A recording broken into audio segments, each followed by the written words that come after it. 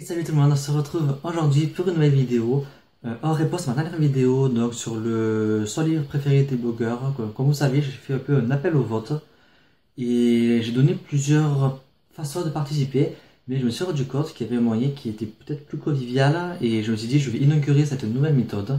C'est tout simplement le faire en vidéo. Surtout que je me suis aussi aperçu que j'avais pas donné mon top à moi. Je ne voulais pas partager, donc je me suis dit ça peut être rigolo de faire ça en vidéo et que certains autres booktubers le fassent, c'est devenir plus convivial et ouvrir l'appel au vote à un plus grand nombre. Car vous savez, plus il y a de monde, plus c'est représentatif. Donc voici mon top 5. Ça a été très dur de choisir car il a changé en fait depuis la dernière fois. Il a changé, mais pourtant c'est pas des nouveaux livres. Mais je sais pas, ça a changé. Par exemple, j'avais voté pour Hunger Games dans la version 2. Et là, il a disparu de mon top. Et pourtant, j'ai adoré, mais j'ai pas réussi en fait, à le classer dans mon top. J'avais des livres qui passaient toujours au-dessus de lui. Alors que j'ai adoré Hunger Games. Mais voilà, les choses ont fait que ça a changé. Et je suis quand même très content de mon top 5. Donc vous allez le découvrir tout de suite. Donc, cinquième position, c'est sûrement le livre le plus éloigné de mon genre de prédilection. Mais quand je l'ai lu, j'ai totalement adoré, j'avais même versé ma petite larme. C'est une autobiographie donc, de Marcel Pagnol, sa saga sur les souvenirs d'Ophos. Donc là, j'ai pris les deux premiers, le Gloire de mon père, le Château de ma mère. Il y a aussi le Temps des secrets qui est le troisième et le Temps des amours, je crois, le quatrième, quelque chose comme ça. Le 3 et 4, je peux moins aimer, je préférais les deux premiers. Du coup, c'est Marcel Pagnol est devenu un auteur que j'affectionne beaucoup. J'ai vraiment aimé ce qu'il a écrit, comme il a écrit sa façon de voir les choses, son amitié avec, je crois que c'était Hugo, quelque chose comme ça, je sais plus. Mais c'est vraiment une saga que j'ai adorée, qui est pourtant très loin du genre fantastique, fantasy que je lis habituellement. Mais oui, ça a su me toucher, ça a su me captiver. J'avais lu les 4 livres presque à la suite, je crois. Et oui, je garde vraiment un très beau souvenir de cette lecture. Et j'étais obligé de le mettre dans mon top. Quatrième position, il s'agit d'une saga Pocket Jeunesse, oui c'est ça, de 6 tomes, une saga que j'ai totalement adorée, qui est une gore à souhait et captivant à souhait aussi, bien entendu. Il s'agit donc de Gone. J'ai choisi le 3e tome, non? Ou c'est le premier que j'ai pris. Non, c'est le premier tome que j'ai pris. C'est une saga que j'ai adorée, c'est un truc de fou, ça ressemble beaucoup à Dome, certes. Le début ressemble beaucoup, mais on ressent compte que c'est vraiment différent, c'est beaucoup plus gore. Enfin, j'ai pas lu le livre, donc j'ai vu que la série. Mais les idées ça ressemblent un peu quand même. C'est vrai qu'il y a des similitudes. Mais c'est vraiment c'est captivant. Les personnages sont super. C'est très gore. Personnellement, j'ai été plus choqué par ça que par des livres de Stephen King. Parce que là, ça touche que des enfants. Ce sont des enfants qui vont mourir, qui vont se suicider, qui vont devenir alcooliques, se faire des choses atroces, se taper, se mutiler, s'arracher des yeux. C'est gore, ceux qui vivent, c'est horrible, ils sont piégés sous ce dôme, ils peuvent pas sortir, ils peuvent rien faire.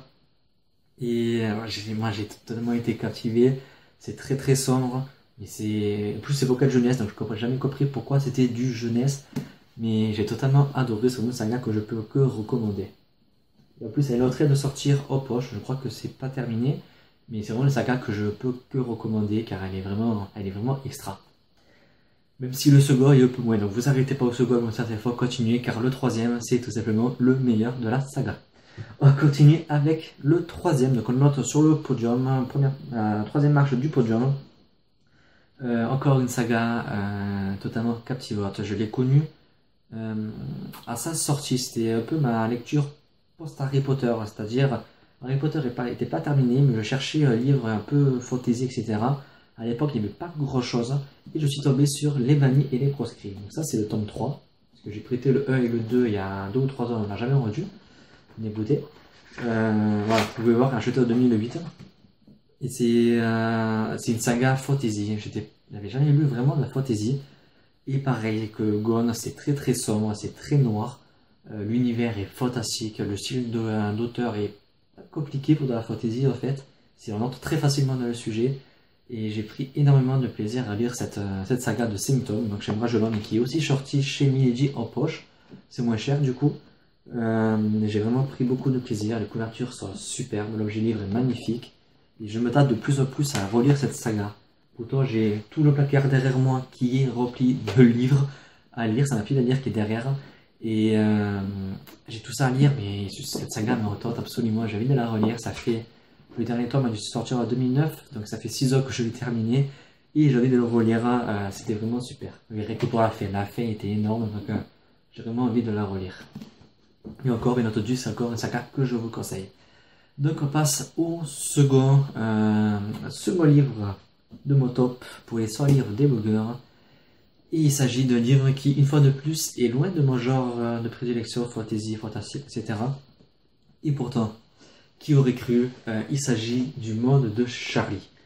Ce bouquin, je le voulais en fait au départ uniquement parce qu'il y avait Emma Watson, l'actrice d'Harry Potter. Au départ, je l'avoue, je le voulais que pour ça. Caroline me l'a offert pour Noël 2012. C'est marqué là. Offert pour Noël, je l'ai lu je crois en janvier. Et j'ai été totalement submergé. J'avais fait Célodie que lisez-vous peu après, où j'avais eu beaucoup de mal à retenir mes larmes. Je sais que beaucoup avaient été touchés, ça avait donné envie de les lire grâce à ça, parce que c'est vraiment un livre qui, j'ai pas pu m'empêcher en fait de montrer mes sentiments face à la caméra. Et c'est vraiment le personnage Charlie qui m'avait beaucoup touché. Ce livre épistolaire à sens unique, c'est-à-dire il envoie des lettres, mais personne n'y répond. Et j'ai pris ça pour moi. Pour moi, Charlie était mon ami. Et il m'a beaucoup touché, sa façon d'être, sa façon d'écrire au début. On le sent totalement perdu et on le sent petit à petit prendre de la maturité, grandir jusqu'à cette révélation finale. J'étais en larmes. Et souvent quand je repense, j'ai les larmes qui montent aux yeux. Quand je vois le film, je peux pas m'empêcher de pleurer comme une madeleine. C'est vraiment une saga, un livre, pardon, qui m'a fait grandir, qui m'a fait devenir ami avec Charlie, même s'il n'existe pas. J'ai vraiment l'impression en fait que je le connais. C'est vraiment bizarre. Et c'est vraiment un livre qui m'a beaucoup plu, qui m'a beaucoup touché, qui est très réaliste. Voilà, c'est vraiment, je pense, c'est vraiment à lire. En plus, le film est est très représentatif du livre, donc c'est vraiment une adaptation pardon, très fidèle. Et je peux vraiment que vous le conseiller. Il est temps de passer au premier livre de ce top. Je suis sûr que vous êtes tous là à vous dire, mais qu'est-ce qu'il a choisi? Non, je rigole, je sais très bien que vous savez pour quel livre j'ai lu. Moi, ça m'a pas été surprise en fait, j'ai même pas réfléchi au premier, c'était évident. Et il s'agit tout simplement de Harry Potter à l'école de sorciers, les 7 livres bien entendu, même les 3 livres, les 3 petits livres sortis à côté. Vous voyez l'état du bouquin, tout abîmé partout. C'est la première édition que j'ai. J'ai déjà racheté plusieurs éditions que je lis pas, qui sont en vitrine. Cela, c'est la version que je lis. Donc cette saga, je vais pas me pencher dessus 10 000 ans. Vous savez très bien ce que je pense. Je vous laisse assez répéter. C'est tout simplement grandiose. C'est magique. C'est Harry Potter, quoi. J'ai grandi avec. Ça restera pour toujours ma saga fétiche, ma saga favorite. J'ai toujours pris énormément de plaisir en le lisant et c'est pas près de se terminer. Et voilà, cette vidéo est terminée. J'espère que ça vous aura plu. N'hésitez pas à reprendre cette vidéo, à faire votre propre top en vidéo. N'oubliez pas de me le signaler pour que je prenne le code votre vote et à mettre un petit lien vers l'article pour que vos abonnés puissent voter. C'est aussi le but, c'est qu'il y ait beaucoup de votes pour que la liste soit très représentative. Donc n'hésitez pas à partager, n'hésitez pas à participer, n'hésitez pas à commenter mon top. Est-ce que vous en avez lu, est-ce que vous avez aimé, est-ce que vous n'avez pas aimé, est-ce que ça vous tente, est-ce que ça vous tente pas, etc. Et on se dit à très bientôt pour une prochaine vidéo. Bye.